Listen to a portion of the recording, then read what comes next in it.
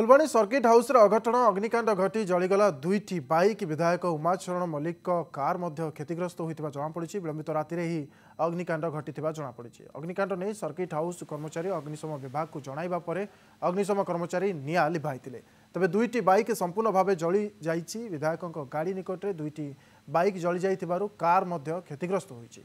केउ कारणरू निआ लागिला ताहा जाए स्पष्ट होई नाही। कंधमाल एसपी घटनास्थल में पहुंची तदंत आरंभ करिसेंति। एबे किछि कहि पारिबे नै सब एंगल रे हम इन्वेस्टिगेशन करबो। इन्वेस्टिगेशन करके तापर कोन बाहरबा देखि कि हम कंफर्म करि पार। और होमगार्ड माने भी तिले सफिशिएंट फोर्स भी दिया आइतला। सेटा मते किछि प्राइमा फेशियल लागुछि से किछि एक्सीडेंटल फायर थिबो। हमें तापर भी हम सब एंगल रे इन्वेस्टिगेशन करबा देखिबे कोन तो सेटा भी हमें हमारा होमगार्ड सेठी तिले राइट होमगार्ड मानकर हमें पचारबे कोन बाहरबा सेटा देखिबा। सरकार भाविबे कि एसपी जहाँ हृदबोध करिए तो उच्चस्तरीय तदंत दरकार जदि से करे से ताकू सजेस्ट करि पारंती।